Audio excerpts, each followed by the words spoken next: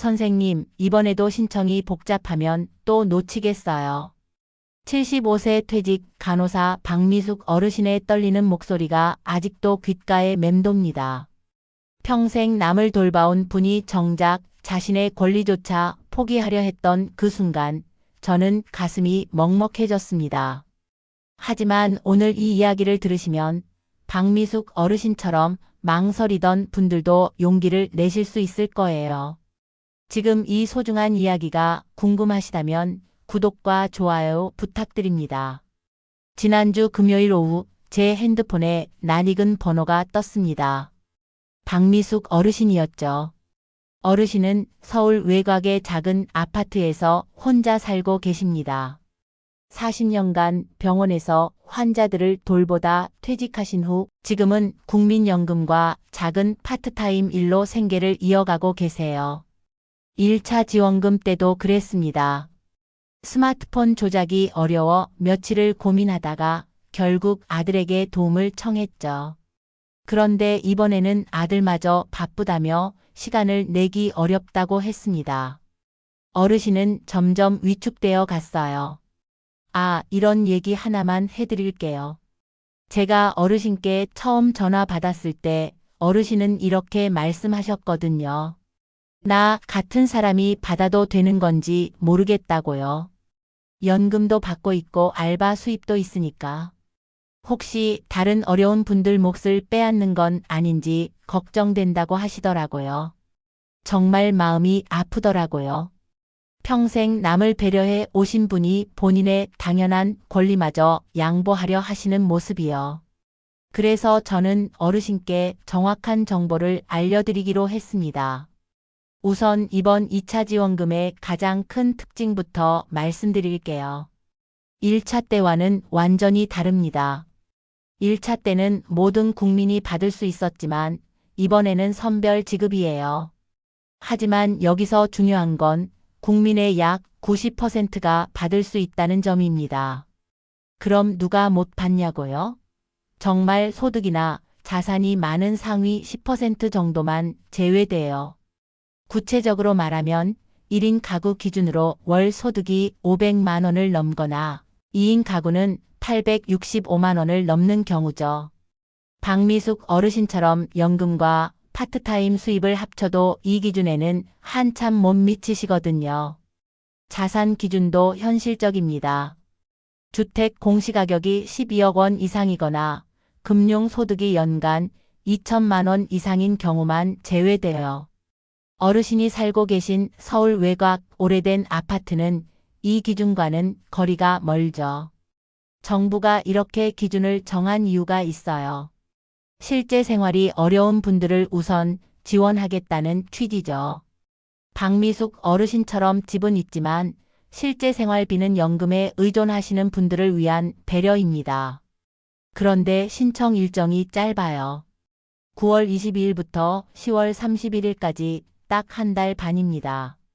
첫 주에는 출생연도 끝자리별로 요일이 지정돼 있어서 본인 차례에 맞춰 신청하시는 게 좋습니다. 신청 방법은 3가지예요. 카드사 앱이나 홈페이지로 온라인 신청, 은행 직접 방문, 그리고 주민센터 방문해서 선불카드 받기. 박미숙 어르신은 디지털 기기 사용이 어려우시니까 주민센터 직접 방문을 추천드렸어요. 여기서 또 하나 좋은 소식이 있어요. 몸이 불편하거나 직접 가기 어려운 분들은 가족이 대리 신청할 수 있어요. 위임장과 대리인 신분증만 있으면 됩니다. 박미숙 어르신도 처음에는 혼자 가려고 하셨는데 딸분이 함께 가서 도와드리기로 했다더라고요. 대리 신청 얘기가 나왔으니 한 가지 더 주의사항 말씀드릴게요. 요즘 지원금 관련 사기가 많아요. 개인 정보를 물어보거나 수수료를 요구하는 경우는 100% 사기입니다. 공식 채널, 즉 카드사, 은행, 주민센터를 통해서만 신청하세요. 그리고 이것만큼은 꼭 기억해 주세요. 지원금 신청은 여러분의 당연한 권리예요. 부끄러워하거나 미안해할 필요 전혀 없습니다. 오히려 이런 제도를 잘 활용하는 것이 현명한 선택이죠. 받은 지원금은 어디서 쓸 수 있을까요? 전통시장, 동네 마트, 식당, 약국, 미용실 같은 곳에서 사용 가능해요. 대형마트나 백화점, 온라인 쇼핑몰에서는 못 써요.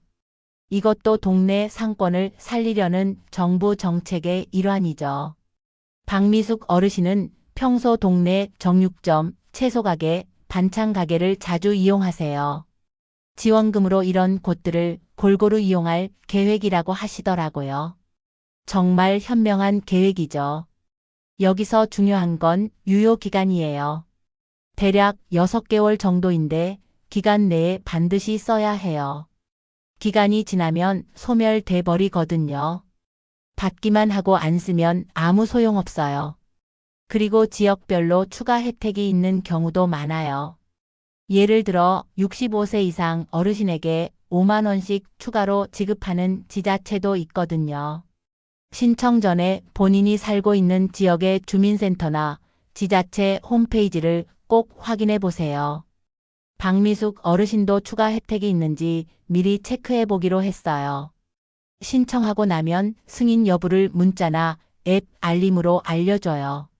만약에 승인이 안 됐다면 당황하지 마세요. 소득 항목을 다시 확인해 보거나 자산 기준을 재점검해 볼 수 있어요. 대리 신청한 경우에는 서류가 제대로 됐는지도 확인해 보고요. 승인이 안 돼도 재심사를 요청할 수 있어요. 정확한 정보를 다시 제출하면 승인받을 가능성이 충분해요. 박미숙 어르신도 혹시 승인이 안 되면 딸분과 함께 재심사 준비를 하기로 했어요. 사실 어르신들이 이런 절차를 혼자 하기에는 복잡하게 느껴질 수 있어요. 그래서 가족들의 도움이 정말 중요해요. 박미숙 어르신처럼 처음에는 혼자 해결하려다가 포기할 뻔했지만 딸분의 도움으로 자신감을 되찾으셨거든요. 여기까지 들으시면서 혹시 본인도 받을 수 있을지 궁금하실 텐데 대부분의 분들이 해당돼요.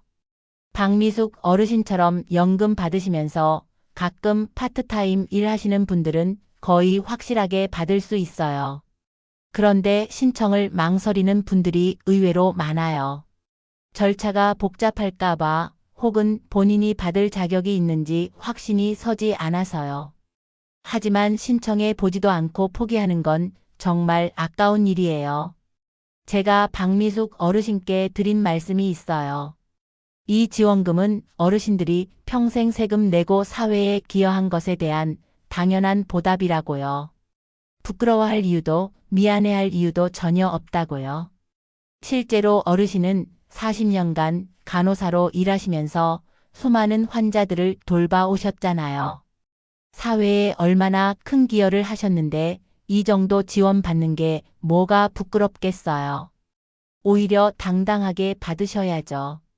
신청 과정에서 모르는 게 있으면 언제든 주민센터에 문의하세요. 직원들이 친절하게 도와드릴 거예요. 박미숙 어르신도 처음에는 어려워하셨지만 막상 가서 물어보니까 생각보다 간단하다고 하시더라고요. 그리고 한 가지 더 부탁드리고 싶은 게 있어요. 여러분이 지원금을 받으신 후에는 주변 어르신들에게도 정보를 공유해 주세요. 박미숙 어르신처럼 혼자 고민하고 계신 분들이 정말 많거든요. 여러분의 작은 관심이 그분들에게는 큰 도움이 될 수 있어요. 특히 디지털 기기 사용이 어려운 분들, 혼자 사시는 분들, 자녀들이 바빠서 도움받기 어려운 분들께 더욱 관심을 가져주시면 좋겠어요. 우리가 서로 도우면서 살아가는 게 진짜 공동체의 모습이잖아요. 오늘 제가 말씀드린 내용을 정리해 드릴게요. 신청 일정은 9월 22일부터 10월 31일까지, 자격 조건은 대부분의 분들이 해당되고 신청 방법은 온라인이나 직접 방문, 사용처는 동네 상권 중심이고 유효기간은 약 6개월, 지역별 추가 혜택도 확인해 보시고 승인 결과는 문자로 알려주며 안 되면 재심사도 가능하다는 거였어요. 박미숙 어르신은 지금 딸분과 함께 신청 준비를 하고 계세요. 처음엔 망설이셨지만 이제는 당당하게 권리를 찾겠다고 하시더라고요. 그리고 본인이 받은 후에는 아파트 다른 어르신들께도 정보를 알려드리겠다고 약속하셨어요.